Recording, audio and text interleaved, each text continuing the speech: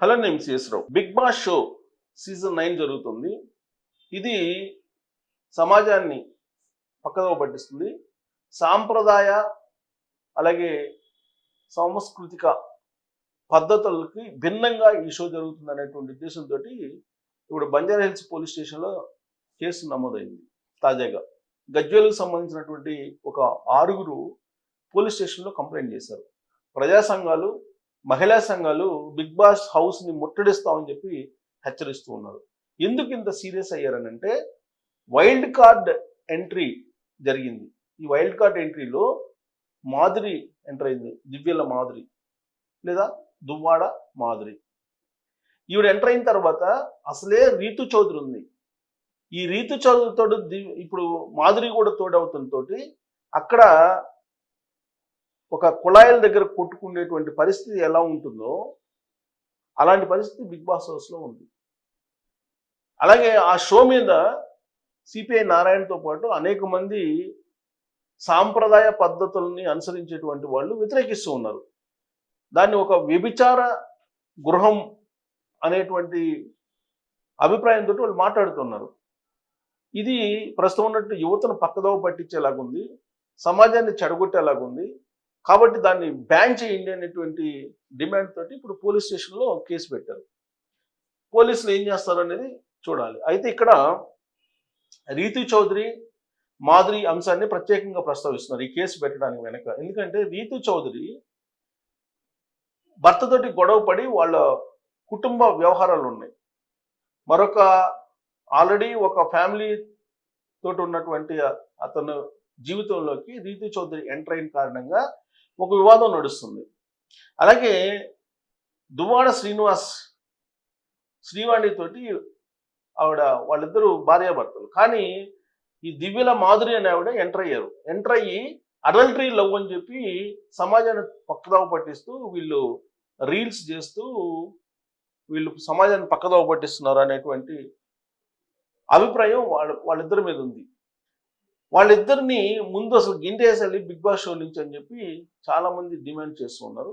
ఇప్పుడు కేసు కూడా అసలు బిగ్ బాస్ షోనే బంద్ చేయండి అని చెప్పి కేసు కూడా నమోదైంది. అయితే ఇక్కడ కంటెస్టెంట్లలో ఎవరు ఎలిమినేట్ అయ్యే అవకాశం ఉంది ఈసారి అనే దాని మీద ఒక పెద్ద ఆసక్తికరంగా ఒక చర్చ జరుగుతుంది. కారణం ఏంటంటే, బిగ్ బాస్ సీజన్ 9 ప్రారంభమైన తర్వాత ఒక 15 మంది కంటెస్టెంట్లతోటి అది స్టార్ట్ అయింది. 6 మంది సెలబ్రిటీలు, అలాగే మిగిలినటువంటి వాళ్ళు సామాన్యులు, మొత్తం 15 మందితోటి ఇది స్టార్ట్ అయింది. ఫస్ట్ 1, 2, 3 పెద్దగా ఏమీ అది సాగలేదు. ఆ తర్వాత 4వ దాన్ని ఎలిమినేట్ అయ్యారు. ఎలిమినేట్ అయిన తర్వాత నుంచి ఇప్పుడు వైల్డ్ కార్డ్ ఎంట్రీ దగ్గర నుంచి ఇది కొంచెం ఊపందుకుంది. ఈ వైల్డ్ కార్డ్ ఎంట్రీలో ఎంటర్ అయినటువంటి వాళ్ళు ఎవరు? ఆల్రెడీ ఇంతకు ముందు ఎంటర్ అయినటువంటి దివ్య, ఇప్పుడు ఎంటర్ అయినటువంటి మాధురి, అలాగే మిగతా వాళ్ళందరూ రచ్చ చేస్తున్నారు. ఈ షోని నెగిటివ్ కోణంలో సమాజంలో ఒక దుష్పరిణామాన్ని చేకూర్చేలాగా ఉంది ఈ షో అని చెప్పి ఇప్పుడు అందరూ సమాజంలో ఉన్నట్టు ఎక్కువ మంది అభిప్రాయపడుతున్నారు. ఇంకోటి ఏంటంటే, ఈ షోలో ఎలిమినేషన్కి జనరల్గా ఓటింగ్ పెడతారు పబ్లిక్ తోటి. కానీ పబ్లిక్ తోటి ఓటింగ్ కాకుండా వైల్డ్ ఎంట్రీ వాళ్ళతోటి ఓటింగ్ పెట్టేసి గత వారంలో శ్రీజని పంపించేశారు. శ్రీజ ఉన్నప్పుడు శ్రీజ ఫైర్ బ్రాండ్గా ఉండేది అక్కడ. ఆ ప్లేస్ని ఇప్పుడు మాధురి హై లెవెల్లో హైజాక్ చేసిందని చెప్పి చెబుతున్నారు. ఎందుకంటే శ్రీజ ఉన్నప్పుడే ఆడ కాకి గోల ఉండేది, ఇప్పుడు మాధురి ఎంటర్ అయిన తర్వాత డబల్ కాకి గోల ఉంది అని చెప్పి చెప్తూ ఉన్నారు. ఇప్పుడు కదిలిస్తే కంపు అంటారు కదా, ఆ టైప్లో మాధురి వ్యవహారం ఉందని చెప్పి అనుకుంటున్నారు. ఇంకోటి ఏంటంటే, అక్కడ పెళ్ళి అయినటువంటి వాళ్ళని, పెళ్లి కానిటువంటి వాళ్ళని ఇద్దరిని కలిసి ఒక హౌస్లో ఉంచారు. ఇక్కడ కేసు పెట్టినటువంటి వాళ్ళు అబ్జెక్షన్ చేసేది కూడా అదే. అలాగే సిపిఐ నారాయణ గారు లాంటి వాళ్ళు కూడా అబ్జెక్షన్ చేసేది ఇది. పెళ్ళైనటువంటి వాళ్ళు, పెళ్లి కానిటువంటి వాళ్ళు ఒక హౌస్లో ఉంచితే ఏ సందేశాన్ని ఇస్తున్నారు అనేది కూడా వాళ్ళ ప్రశ్న. సో రాబోయేటువంటి ఎలిమినేషన్లో ఎవరెవరు ఉండే అవకాశం ఉంది. ఇంకోటి ఏంటంటే, తనూజ విషయంలో సాఫ్ట్ కార్నర్గా బిగ్ బాస్ వ్యవహరిస్తున్నాడు అనేది క్లియర్గా స్క్రీన్ చూసినటువంటి వాళ్ళకి అర్థమైపోతుంది. మరి దివ్య ఫైర్ బ్రాండ్ ఇప్పుడు వైల్డ్ వైల్డ్ కార్డ్ ఎంట్రీ తోటి ఎంటర్ అయినటువంటి వాళ్ళు ఆల్రెడీ ఎగ్జిస్టింగ్గా ఉన్నటువంటి వాళ్ళు మధ్య అసలు ఇప్పుడు ఏం జరుగుతుంది, పెద్ద వారే జరుగుతుంది. ఈ బిగ్ బాస్ అన్నిటికీ కూడా ఒక పెద్ద నోరున్నటువంటి మాధురి హైలైట్ అవుతుంది. అది చాలామంది జీర్ణించుకోలేకపోతున్నారు. ఇలాంటి వాళ్ళని తీసుకొచ్చింది బిగ్ బాస్ షోకి అని చెప్పి ప్రశ్నిస్తూ ఉన్నారు. ఇంకోటి ఏంటంటే కొంతమంది అయితే ఇంకా ఈ దెబ్బతోటి దుబాడా శ్రీనివాస్కి సంబంధించినటువంటి వివాదం సద్దుమణిగిపోద్ది, ఆయన అసలు భార్య శ్రీవాణి దగ్గరికి వెళ్ళిపోతాడు, ఈ షో తోటి అసలు మాధురి యొక్క నైజం ఏంటి అనేది కూడా తేలిపోతుందని భావించేటువంటి వాళ్ళు కూడా కొంతమంది ఉన్నారు. అయితే ఇక్కడ ఈసారి ఎలిమినేషన్కి ఎవరెవరు వచ్చే అవకాశం ఉంది అనే దాని మీద అనేక సైట్లు అనేక రకాలుగా రివ్యూలు రాశాయి. అయితే కొన్ని రివ్యూలు నేను చూపిస్తాను. ఒక నాకు నచ్చినటువంటి రివ్యూలు, కొద్దిగా నమ్మదగినటువంటి రివ్యూలు లాగా ఉండేవి నేను కొన్ని చూపిస్తాను. ఇక్కడ చూడండి, బిగ్ బాస్ షో ఇక్కడ చూడండి, షో మీద ఆడియన్స్కి చిన్నగా ఆసక్తి పెరుగుతుంది ఇప్పుడు. ఎందుకంటే వైట్ కార్డ్ ఎంట్రీతోటే మొదటి 3 వారాలు బాగానే నడిచింది, కానీ 4వ వారం నుండి మాత్రం పూర్తిగా గాడి తెప్పింది. అందుకు కారణం జనాల ఓట్లను లెక్క చేయకుండా ఎలిమినేషన్ ప్రక్రియ చేయటమే. గత వారంలో జరిగిన శ్రీజ ఎలిమినేషన్ ఆడియన్స్ ఓట్లతో కాకుండా వైల్డ్ కార్డ్స్గా హౌస్లోకి అడుగుపెట్టినటువంటి కంటెస్టెంట్స్ చేత చేయించారు. ఇది వివాదం. అప్పటి నుంచి ఈ షోను చూసే ఆడియన్స్ సంఖ్య బాగా తగ్గిపోయింది.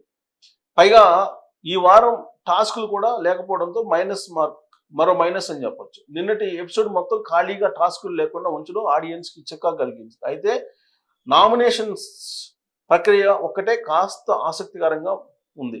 మంచి రసవత్తరంగా ఉండేలాగా బిగ్ బాస్ ఈ నామినేషన్ ప్రక్రియ ప్లాన్ చేశాడు. కానీ వైల్డ్ కార్డ్స్ తనుజాతో భరణి దివ్యలను లేదా భరణితో తనుజ ఇమ్మాన్యులను నామినేట్ చేయించడంలో విఫలమయ్యాడు. ఒకవేళ చేసి ఉండుంటే ఎపిసోడ్ వేరే లెవెల్లో ఉండేది. అయితే ఈ వారం బిగ్ బాస్ హౌస్ నుంచి బయటకు వెళ్లేందుకు తనూజ, భరణి, దివ్య, డిమోన్ పవన్, సుమన్ శెట్టి, రాము రాథోడ్ వీళ్ళు నామినేట్ అయ్యారు.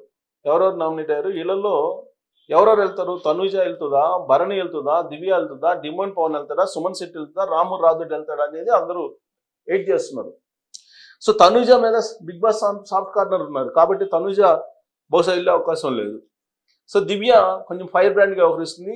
మాధురితోటి బాగా ఆవిడ పోటాపోటీగా రచ్చకు దిగుతుంది కాబట్టి దివ్యకు కూడా ఎలిమినేషన్ ఉండే అవకాశం లేదు. భరణికి మాధురికి ఇప్పుడు బాండింగ్ ఏర్పాటు చేసి సోషల్ మీడియాలో పెద్ద ఎత్తున వైరల్ అవుతున్నటువంటి న్యూస్ కాబట్టి భరణికి కూడా ఉండకపోవచ్చు. మరి సుమన్ శెట్టి, డిమోన్ పవన్, రాము రాథోడ్. సో రాము రాథోడ్ ఎలిమినేషన్ అనేది కన్ఫామ్గా కనిపిస్తుంది.